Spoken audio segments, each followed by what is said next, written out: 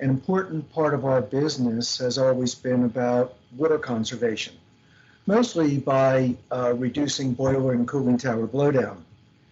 But we've never had a tool to use in closed loops as an energy conservation measure until now. EndoTherm, which I'm going to talk about today, is that tool, and we're very excited to bring it to the US market.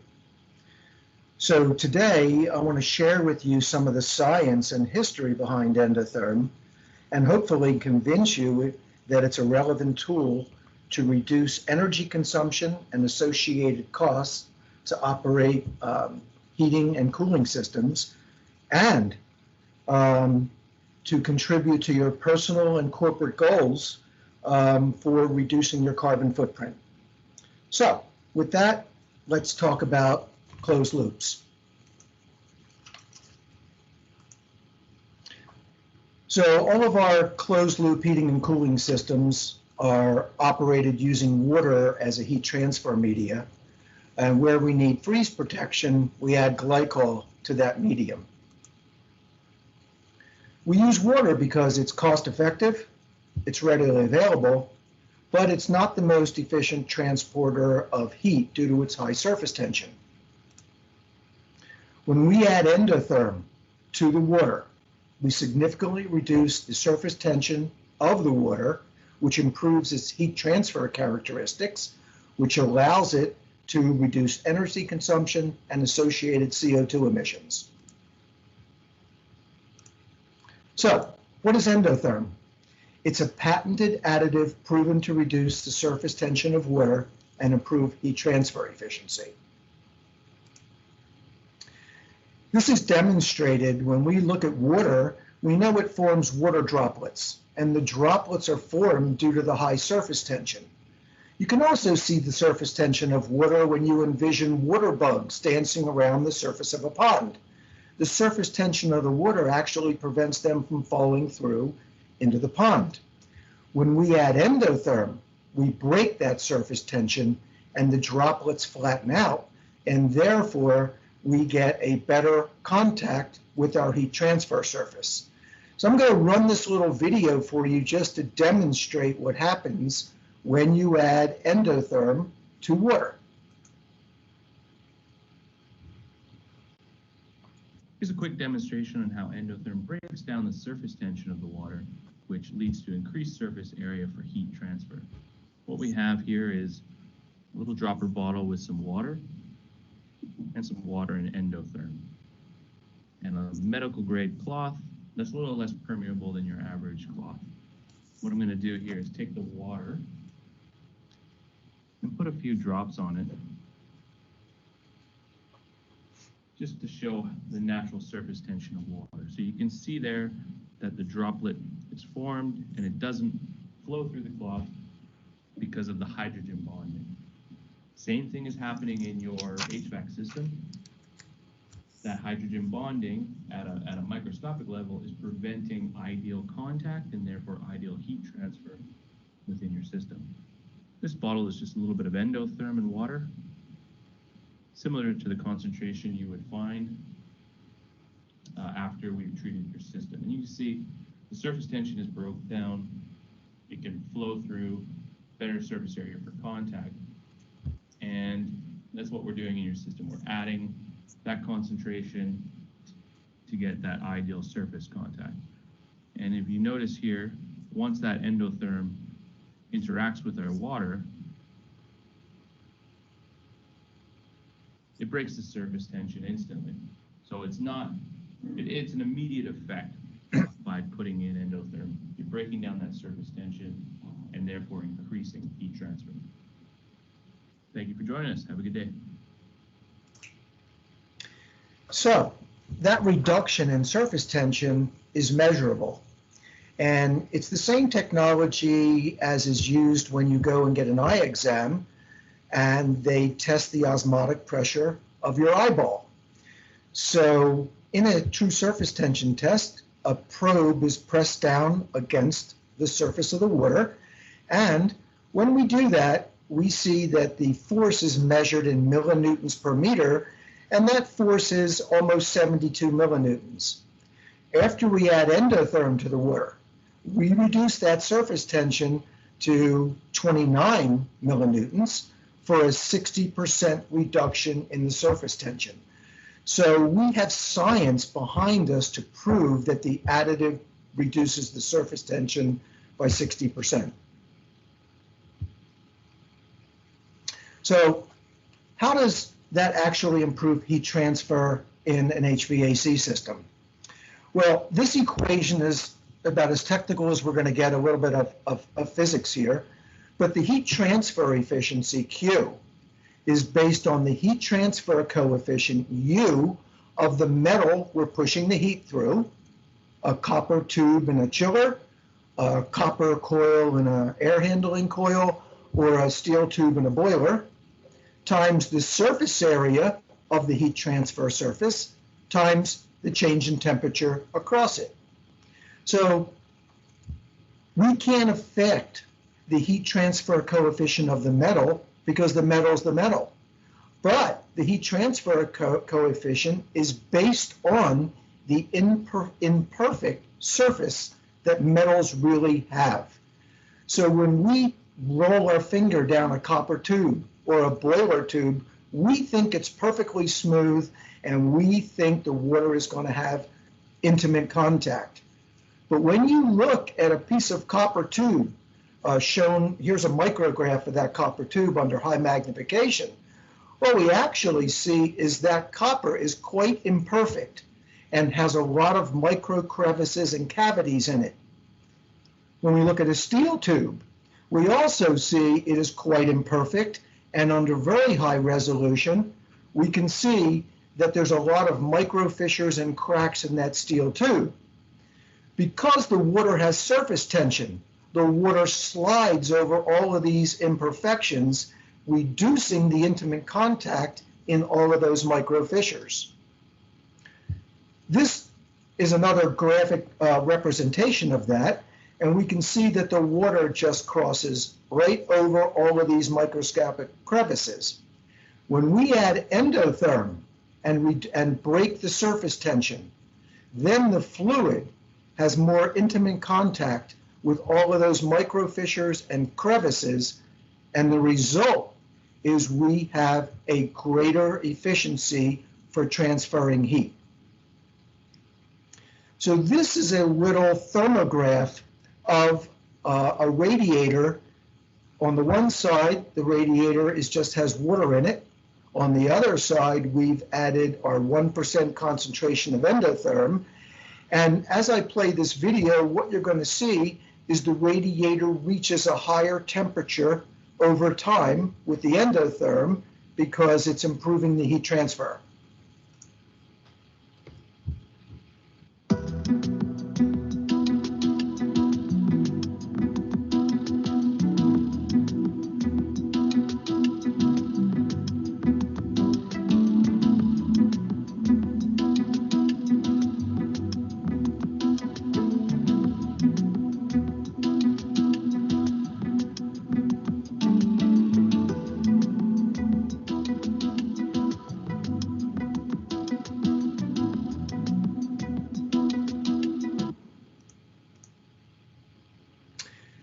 So, most of the technical research that's been done on EndoTherm has been done in the European Union, where this product's been in use for about 10 years. And just like we have UL, United Laboratories in the United States, which does independent testing, the EU, Enertech International, is the UL type agency that does qualification, validation, and certification of products and systems that companies and corporations come up with. So Enertech provided a quite extensive, was commissioned to do a study on EndoTherm and provided an 80-page report. I'm just going to share a couple of key pieces of data from that independent study. So on the screen now, you see some data that was developed in a test laboratory where they ran a heating boiler and then ran set temperatures under laboratory settings in an environmentally controlled room, and watched the operation of the boiler and the heat exchangers, the radiators in that room. And on this slide, what we can see is the number of times the boiler cycled off and on in a 24-hour period to maintain temperature in that room. And when just water was in the system, the boiler had to operate 50 cycles. When the EndoTherm was added, the same room only had to operate 42 cycles. So we had a reduced frequency with the boiler going on and off. Now, up across the top here are some of the key metrics that were also monitored, and I'm going to share a couple of the most relevant ones with you. So you can see over here that in the yellow is the results when EndoTherm was in the system, compared to the blue, which is just a water-based system, and the bottom line shows the percent difference. So what we see here is when we put EndoTherm in the water, that we reduced our return temperature from the radiator by 5.47%. We increased the delta T from the supply and the return by 15.6%. And most notably, we reduced the flue temperature by almost 4%. And anybody who's in the HVAC business knows the less energy we send up the flue, the more energy that we have transferred into our heat transfer medium. Enertech, their conclusion was that their study showed that by adding EndoTherm to a heating system, they achieved a 15.2% reduction in energy use, comparable to just a water system. And this was done all the way back in 2013. So they provided a declaration of product performance. So EndoTherm has also been a winner of multiple awards over in the European Union. As early as 2050, they won an award for Domestic Product of the Year by Heating and Ventilation News. In 2015, they also won Eco Product of the Year award winner. Shell awarded them a Springboard Award, which recognizes business with innovations for carbon footprint reduction. In 2019, they won a secondary award from Heating and Ventilation News over in the EU. And one of the most important awards they won was an award from CIBSE. So in the United States, we all recognize OSHRAE as an independent agency for the promotion of the management of HVAC systems. OSHRAE and CIBSE have been partnered for 42 years and are mutually and jointly recognized entities. In 2016, CIBSE awarded EndoTherm as the Energy Saving Product of the Year. Now, in the US, OSHRAE does not award any agency or product, but this was big over in the EU to win that award. So hopefully I've demonstrated the science behind it. It's not smoke and mirrors, and showed you it's won a lot of awards over in the EU. And now I just want to show you some of the independent performance testing that's been done. So I went over the Enertech. The University of Scotland tested it and came up with a 19.2% increase in efficiency in their HVAC system. The University of Central Lancashire, they achieved a 10.4% increase in energy efficiency. And in England, there's an agency called the Energy Savings Trust, and they recognize products and systems that have been shown to be effective in reducing energy and fuel consumption in condensing boilers, and they provided it with an energy saving award. So awards, science, let's talk about some actual case studies out in the field. So it was tested in a closed loop at the Vancouver International Airport in Canada, and that system achieved a little over 17% savings in energy, resulting in a $1,700 financial savings in operating the system and a 100-ton reduction in carbon dioxide. Here we have a sports complex in Canada achieving a 14% reduction in energy use, an apartment complex achieving a 21% reduction in energy, and an office building with an 11.4%. Now, one of the key things here is you can see that everybody saves different amount of energy. And the reason is because the reduction in energy is based on the exact configuration of the system. So while everybody has boilers to heat the water and air handlers to heat the rooms, the engineering of all those systems is slightly different. So you won't get the same energy savings out of each system. So when we market this product, we have found an average of a 15% reduction in energy costs. But when we do an energy audit, we find that there is some spread to energy savings. So, you know, all this stuff was in the EU and Canada. We brought it over to the United States. And, you know, to make sure we were comfortable, we ran our first case study at Allegheny College in Maryland. And we did that on an 1,150-gallon hot water boiler system circulating at 230 GPM. So we ended up with an 18.8% reduction in energy on this seasonal hot water heating system in a dormitory for a financial savings of almost $3,700 and a reduction of 50 tons of carbon dioxide. Now, I just want to show you a little of the science behind the audits that we perform, because these are linear regressions and formal measurement and verification audits. So just like any energy audit, we collect data from somebody by getting their energy bills.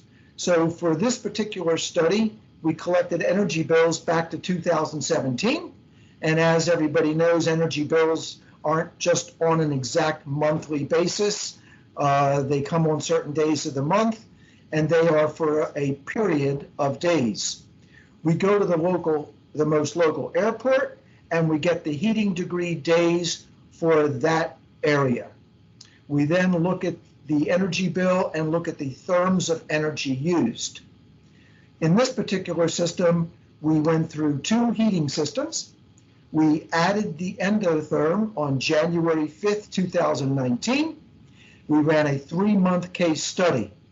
During the 3 months, we again collected the energy bills, looked at the heating degree days, and then against the historical record of the building, we predicted what the energy consumption should have been for those 3 months, compared it against the actual energy consumption, and determined that then there was an 18.8% reduction, multiplied that against their cost per therm for a financial savings. So, to this date, EndoTherm has been installed in over 100,000 systems with over 300 case studies, and we have just completed our first international case studies in chilled water systems, where we use a product called EndoCool. And the biggest one of those studies was done over in Dubai on a 54-story building with a chilled water system. And in that building, they achieved an almost 13% reduction in energy use for their chillers, for a financial savings of almost $56,000 and a reduction of 800 tons of carbon dioxide. So for everybody in the audience, EndoTherm and EndoCool are identical products by composition. It just so happens that the patent holder created the 2 names. So let's talk about some of the most common questions regarding EndoTherm and EndoCool. And, some of those questions are, how safe is it to use? And what effect does the product have on the typical materials of construction in those systems? And is it compatible with all of the standard corrosion inhibitors that water treaters would put in there and glycol? So we have a lot of testimonials, but here's one from Loch Navar, which everybody recognizes for their aluminum heat exchange condensing boilers. And they have concluded that the product is compatible with the aluminum in the boilers, as well as the rest of the metallurgy in the system, and the Fernox corrosion inhibitor that they like to market with their aluminum boilers. In the EU, Maxim is about the biggest supplier of glycol, and they have provided a testimonial that it's compatible with glycols and does not impact the freeze point. Another independent analysis by SureScreen Scientifics determined that it's compatible with the typical materials used in rubber seals for pumps in heating systems. And Midland Corrosion Services found the EndoTherm to be non-corrosive in use and compatible with leading brands of inhibitors used in heating systems. Now, their study went so far as to also show that they showed a reduction in corrosion for the system. Now, we are not marketing this as a corrosion inhibitor, but if we think about the fact that the product breaks surface tension, then it is reasonable to assume that we are then moving our corrosion inhibitors into those crevices and micropores in the metal we're contacting, and therefore an increase in corrosion control is quite likely. So the material is 100% organic, biodegradable, and legal to discharge. Now, the EU has been known to be a little more rigid in environmental control than the United States. And here we have something from the European Union that declares the product is not regarded as hazardous waste and legal to discharge. When you look at the safety data sheet for EndoTherm, what you will see is that, typical precautions for handling it. You want to protect your hands, you want to protect your eyes. You can see that there's no hazards for transporting the product, and you can see that the material is actually a glucoside. And when you think about what a glucoside is, it is derived from glucose. So the most important revolution with EndoTherm is that it's a thermally stable product that breaks the surface tension of water, and it has not been shown to be thermally degraded in closed loops, and that's what separates it from anything else that breaks surface tension. So let's answer some other common questions real quickly. It's very easy to use. We just add it to a system at a 1% by volume concentration. It is colorless, so it won't. It's not dyed and won't add any coloration to your water. We simply add it through a shot feeder, filter feeder, or a small pump. So no capital cost associated with putting it into the system for equipment. And the energy savings start the minute it's added to the system. And as I said before, it's been in use for about 10 years, and it's shown to be thermally stable to this point with no evidence of breakdown. So as a take-home message for EndoTherm, it's been proven as an energy-saving additive, and it's been proven to reduce a carbon footprint the minute it's added to a system. It's been proven to be compatible with corrosion inhibitors that are added to the system, the metallurgy, glycol, and aluminum heat exchangers. There's ample evidence out there to support its use. And as an organization, WaterTech of America is committed to helping its customers reduce energy costs, carbon emissions, and water use. So I want to thank all of you for listening to this webinar. It's my first one. I was quite nervous. I have to share with everybody, and I will turn this back over to Jeff and see if we have any questions.